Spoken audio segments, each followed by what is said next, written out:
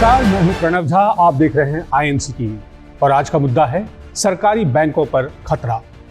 सार्वजनिक क्षेत्र के बैंकों के मोदी सरकार द्वारा निजीकरण के फैसले और उसके बाद बैंकिंग सुधारों के नाम पर ताबड़तोड़ प्रतिगामी निर्णयों के खिलाफ देश भर के बैंक कर्मचारियों में जबरदस्त रोष है।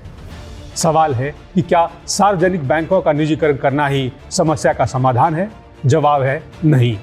निजीकरण से वास्तविक समस्या थोड़ी देर के लिए जरूर छिपाई जा सकेगी, परंतु समस्या का समाधान नहीं हो पाएगा। तो क्या है समस्या का समाधान? क्या सरकारी बैंकों को निजी हाथों में बेचना ही उचित है, या यह मोदी जी और उनके वित्त विभाग के विनिवेश से जुड़े 1,75,000 करोड़ रुपए के लक्ष्य को हासिल करने का एक और हताशापूर्ण प्रयास है? दरअसल आज बैंकिंग उद्योग को निजीकरण की नहीं बल्कि सार्वजनिक बैंकों के कामकाज की पारदर्शिता और बेहतर प्रबंधन की जरूरत है, जिससे बैंकों के बढ़ते NPA पर नियंत्रण हो सके और उनकी वसूली हो सके। क्योंकि पिछले 6-7 वर्षों में देखा गया है कि सरकार में ऊंची जगह पर बैठे व्यक्ति से अपने संबंधों का फायदा उठाकर अनगिनत उद्योगपतियों, व्यापारियों ने हमारे सरकारी बैंकों को अरबों का चपत लगा दिया। वहीं कोऑपरेटिव बैंक के ग्राहक अपने पैसों के लिए ही एड़ियां घिसटते नजर आए। रिजर्व बैंक के पूर्व गवर्नर रघुराम राजन जैसे विशेषज्ञ ने भी सार्वजनिक बैंक का निजीकरण को लेकर आगाह किया और कहा कि मेरा मानना है कि औद्योगिक घरानों को सरकारी बैंक बेचना बड़ी गलती होगी। बड़े सरकारी बैंकों को विदेशी बैंकों को बेचना भी राजनीतिक रूप से व्यावहारिक नहीं होगा। पूर्व प्रधानमंत्री इंदिरा गांधी द्वारा 1969 में बैंकों के राष्ट्रीयकरण करने का मकसद बैंकिंग व्यवस्था को हर भारतीय के पास ले जाना था।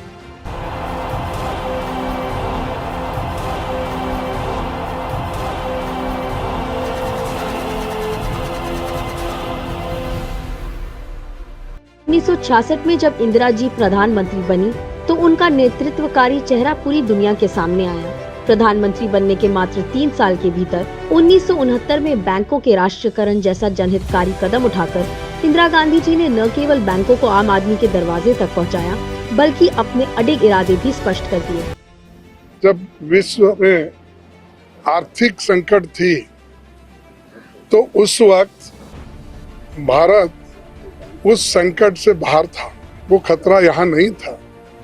इसलिए नहीं था कि हमारे जो नेशनलाइज्ड बैंक थे वो अच्छे काम कर रहे थे, और जिस नीयत से इंदिरा गांधी जी ने बैंक को नेशनलाइज करा था और गरीब से गरीब आदमी भी बैंक में जाकर लोन ले, जिसमें सिर्फ अमीर लोग ही पैर रख सकते थे, लेकिन इंदिरा गांधी जी ने एक ही दम 14 बैंकों का उन्होंने, आप सभी को मालूम है, टॉप 14 बैंक्स आर नेशनलाइज्ड उस वक्त, और उसको कामराज चौहान ये सब सारे लोग भी बड़े आदर के साथ इसका स्वागत किए।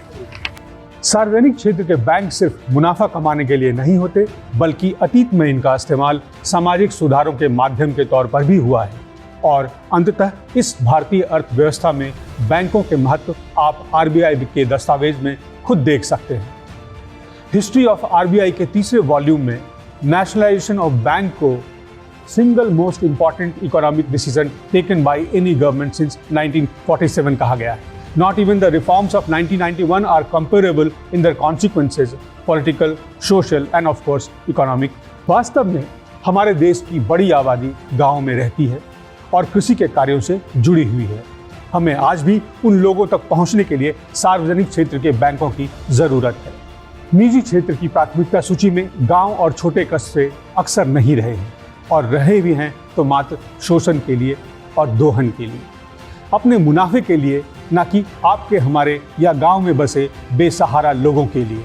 सार्वजनिक क्षेत्र के बैंकों को औने पौने अंधाधुंध तरीके से बेचकर सरकार सार्वजनिक क्षेत्र के बैंकों में बेहतर प्रशासन प्रबंधन सुनिश्चित करने की अपनी जिम्मेवारी से भाग रही है, जबकि आवश्यकता थी सार्वजनिक क्षेत्र के बैंकों को बेचने के बजाय उनमें जवाबदेही सुनिश्चित करने की। बैंक नेशनलाइजेशन के बाद सार्वजनिक क्षेत्र के बैंक हमारे सार्वजनिक जरूरत एवं उपयोग के बुनियादी ढांचे और ग्रामीण क्षेत्रों में प्राथमिकता वाले योजनाओं को ऋण देने में सबसे आगे रहे हैं, जहां वित्त पोषण की अत्यंत आवश्यकता रहती है।